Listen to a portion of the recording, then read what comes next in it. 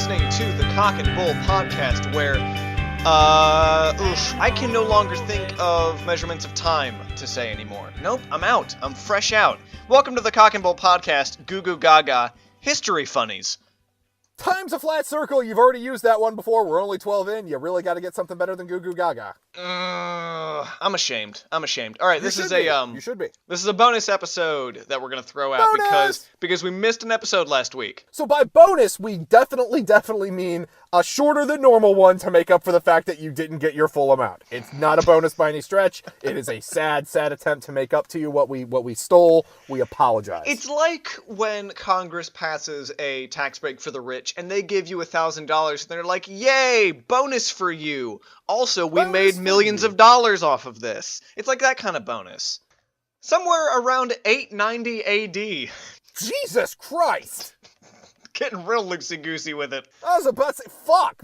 Last one, 200 years ago. This one, at the dawn of time! Around 890 AD, Princess Olga of Kiev was born in Pskov, a city still present in modern-day Russia. We're back, folks. We're back at me not being able to say shit. I missed that. The last couple we had the Beach Boys, and then we had our delightful emperor that God rest his soul. They were very much in America, and you did not ruin their names, and I feel it is very good to be back. Back in the USSR. I think is that bad for Kiev? I think what sets us apart, from the other comedy history podcasts, is our willingness to go all over the globe with our history and all across time. We're not limiting ourselves. But the fun thing about that is all of the non-American episodes, I will butcher words from other cultures. So, yes, you get your cookie, but I pissed in your pie. That kind of thing. And also, if you have a way to correct us on that, use the iTunes review system. You leave us the 5-star review, and then you put in all the horrible comments about us that explain why we fucked up. We will fix it. I will give you a high five on the internet. Life will be good. One of the hosts offended me and my culture by butchering my native tongue with total disregard. 5 stars. No, not total disregard. Do not get it wrong, listener on the other end of this from Kiev that is upset with Spencer butchering the name of your princess. I'm calling him on the bullshit. I acknowledge that he has not put in enough effort to fix this. But I am also not going to put in enough effort to help him fix this, so we're just kind of complicit in this nightmare. In 903, give or take a couple of years, she married Igor of Kiev. Now, the names keep coming. Now, Princess Olga's husband, Igor, was murdered by an Eastern Slavic tribe in 945 AD. He did not live another 1,000 years. He did not. Okay, good. He's not the Rasputin of this tale. Now, we'll simplify and call that tribe the Drevlians, or Drevlians, something like that. Just know that I kind of care that I'm getting it wrong. Super simple. Let's simplify Slavic tribe to a word I can't pronounce. Olga took over Kievan Rus as a regent, since her son was 2 years old at the time. Now, this meant that Olga was now in charge of the Drevlians, the tribe that had killed her husband.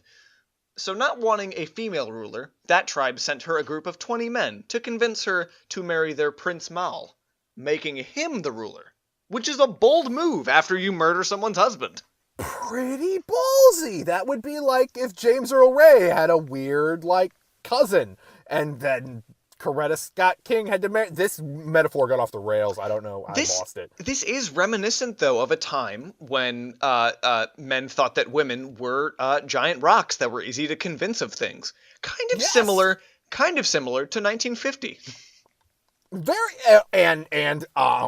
Roughly 8 months ago. Depending on which president you ask. Olga, still harboring some mixed feelings about her husband's death, had the 20 suitors carried by her servants to the courtyard of the castle. There, the suitors were dumped into a giant hole and buried alive.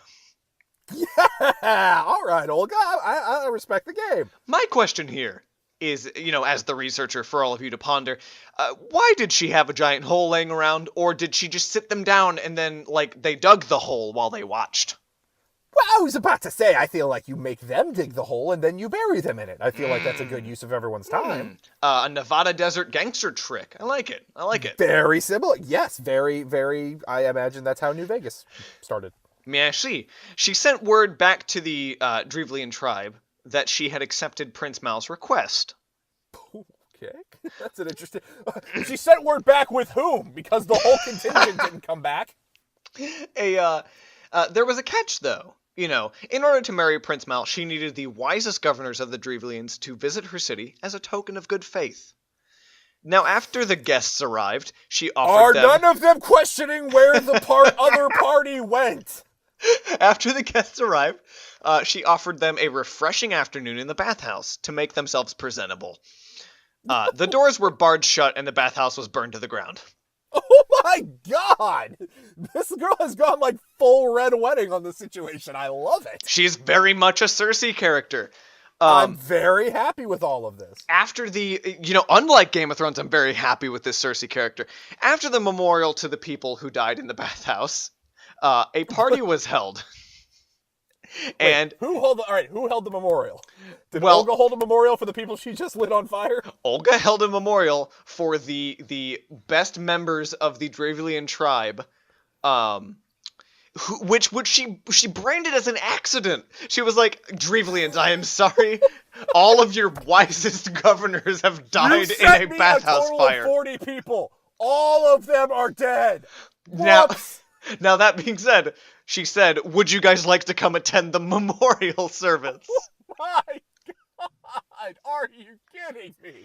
Now, after the memorial service to everyone who died in the bathhouse, a party was held. And the guests were like, hey, this ground is weirdly soft. Is there something buried here? No, they didn't ask. They all got drunk, and then Olga's royal guard proceeded to kill all 5,000 attendees. Good fucking Christ! What the hell? Oh, and when the Drevlians asked for forgiveness, Olga finally relented. Like revenge is probably yours after the 40 plus 5,000 people you've killed. I'm sorry, at this point, fool me once, get buried alive. Fool me twice, get burned alive in a goddamn bathhouse. Fool me three... How? Fool me three times, how do you still have a tribe? How? How did you manage to assassinate this king in the first place? Again, the James Earl Ray metaphor is apt, because these are the dumbest goddamn assassins I've ever seen. No one should be allowed to get murdered that easily, that many times. Revenge was finally Olga's. That is, until she wanted just a little bit more. So, there's... it's like a gateway drug. You kill 20 suitors, suddenly you're killing all of the governors, then you're killing 5,000 funeral guests. Now there's a lot of pomp and circumstance. Now the escalation here has been crazy too. So if we just go by like her progression, she went like 5 people, then she killed like 20 people, then she killed 5,000 people. She's going to commit full-on genocide here next. That's the only logical progression for her to feel anything anymore. She cannot feel if she's not annihilating a bloodline. She needs a bigger hit. Now there's a lot of rumor and myth about this next part, but the essential fact is that Olga and her army set fire to the entire Drevlian city at nightfall. And those who fled... Is that an option? Why doesn't everyone just do that if you can do that? Is there an option to just burn all of it down? I feel like old-timey war would have been a lot easier if that was on the table. There's a lot of, like I said, there's a lot of myth behind how that happened. The most pervasive one is, she said, yes, I do accept your request for forgiveness. I forgive you. The catch is, y'all gotta send me 3 pigeons and 3 sparrows from each house. And so every home in the Drevlian city sent her all of these birds. And then she tied, like, sulfurous wicks and burning coals to the bird legs and sent them home. And then when they arrived, the city burned. That's probably all bullshit. I'm going to go ahead and say that one is like, that one I would call bullshit if Lex Luthor tried that. Is a biblical Rube Goldberg revenge? Yeah, like that is the most like backwards asinine end around way to pull this off in the history of time. But the bottom line is she did set fire to the Drevlian city. Those who fled were either butchered as they escaped or were conscripted as slaves for her army. Now, Olga of Kiev, despite basically committing genocide, is a saint of the Eastern Orthodox Church. kind of in her defense. I mean, shit. Yeah, I mean, you commit genocide against other people and you end up on the $20 bill.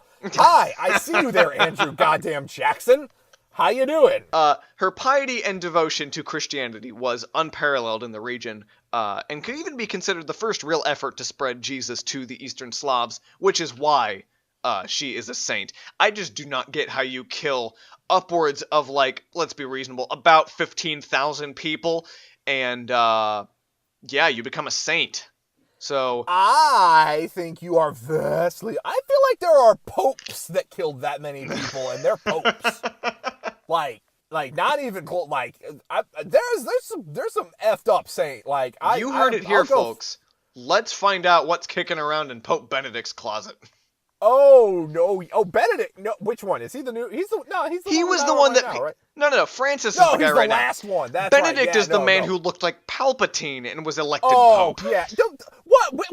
The guy was like an openly was in the Nazi youth. I feel like we didn't have to dig too deep to find the skeletons in his closet. His best friends were pedophiles. He might as well have been Dick Cheney as just in disguise. Like, you see Cheney kicking around on 9/11. Not even that disguise. They kind of had a similar look. They were basically the same man. They were both from the same failed experiment to produce Satan. So, by lab. They both look like just like bat. Like someone watched The Simpsons and wanted to make a bat. Like, all right, we're gonna put a cloning vat together. We're gonna make Mr. Burns. Here we go. And they just kept getting it kind of wrong in different fun, wacky ways. Just every time a little bit of cat piss got into the vial, and it just threw it all off. With Dick, it was like that maniacal, like I don't know, the weird version of sociopath. With Benedict, it was just like he got mixed up with some weird, like he was sitting on like a Prada throne. He liked he was a little on the side. He liked the robes a little too much. Like he was very, very much the fashion pope, and I feel like he doesn't get enough appreciation for that. As usual, I want to thank Driftless Pony Club for allowing us to use their song "There Were Buffalo on the Ark" off the album Cholera as our theme song. Also, I want to drop a thanks to my buddy Andy, who has given us quite a handful of suggestions, which I will definitely be using. Emperor Norton was his suggestion, and I cannot thank him enough for giving us the new mascot of this podcast. Andy, oh my God, you are my new patron saint of awesome, because you have given me the man that I am now going to pattern my life after for everything else. I have a new spirit animal, and his name is Emperor Norton. And in the interest of fairness, I also need to give an equal thanks to my life partner, the apple to my eye. Wind beneath your wings? The wind beneath my wings. Brittany, for giving us the Sugar Mama. Bulk of this, soon to be, bulk of this podcast, please give me money, bulk of this podcast. Brittany has given us so many of our great mad scientists, all of whom have made us want to cry by the end. So here's the difference. Andy brought us the most joyous human being I've ever heard about in the history of time. Brittany has taken me down a path of sadness that has abused me and made me cry at night. Andy, I'm going to go ahead and say that I'm slotting you slightly ahead of my sister-in-law at this point. So good work. Good work. We will catch you guys next week. Leave a goddamn review. I'm just getting malicious about it at this point. No, we're past it now. Do it. Goddamn it, do it. See you next week. Call my name and make a wish and take a rest, 'cause it's the best thing to leave your lips. Is that your best? I'm not